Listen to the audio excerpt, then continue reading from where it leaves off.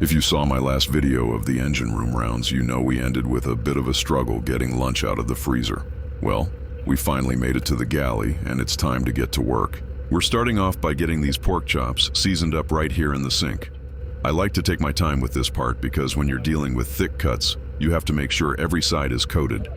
Out here, you don't want a bland meal after a long shift, so I'm making sure the seasoning is hit heavy on every single one of these. It takes a minute to get through the whole batch, but it's the most important step for that Louisiana flavor. Once we've got them all prepped, it's time to shift gears. Out here on the boat, sanitation is priority number one. It's a tight workspace, so you have to keep it clinical. Before these chops move anywhere, I'm rinsing the sink, hitting it with a heavy spray of Clorox, and rinsing it again to make sure it's spotless. Keeping the galley to the same standard as the engine room is just how we do things. Now that it's clean, we'll move our pork chops over to the counter on a layer of paper towels to get them ready for the heat. With the chops prepped, it's time for the sausage. We're getting it out of the pack and working right here on this glass plate. When you're offshore, a plate works just as good as a cutting board when you're in a hurry to feed the crew. I'm trying to keep these slices even so they all brown at the same rate. By the way, if you're enjoying this look at the offshore life, do me a favor and hit that like button. It really helps the channel grow while I'm out here on this 28-day hitch. Once the sausage is sliced, we're heading to the stove.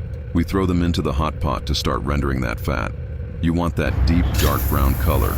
That's the foundation for the whole meal.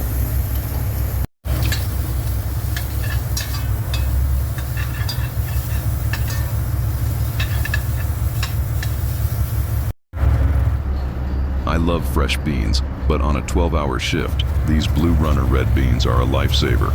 I dump the cans in, then slush them out with a little water so we don't waste a drop of that flavor.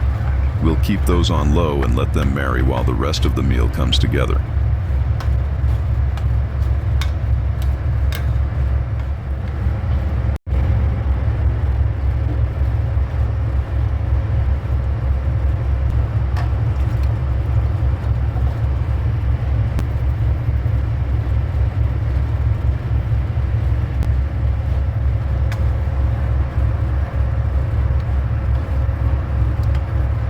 Now for the rice. We're dumping in 4 cups followed by the water.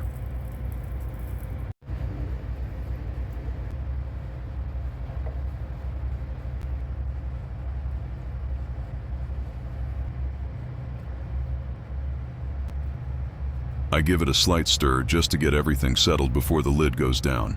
There's a bit of galley magic to it. Close the lid, and just like that, it's done. Now for the main event. These are thick cuts, so we're looking at about 4 minutes per side to get that internal temp right. You have to be patient and wait for that crust to fully develop before you even think about moving them. We're going in for that first flip now. Just look at that golden brown color and that perfect sear.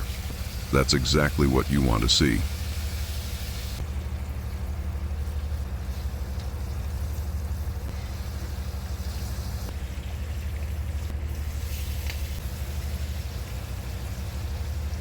Once they're all finished and that crust is locked in, we get them all lined up in the pan. Watch the magic happen, one by one, perfectly fried and ready for the crew.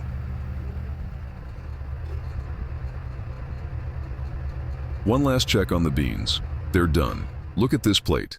Thick fried pork chops and our red beans, rice and sausage. Drop a lunch emoji and subscribe to join the crew for the rest of this hitch.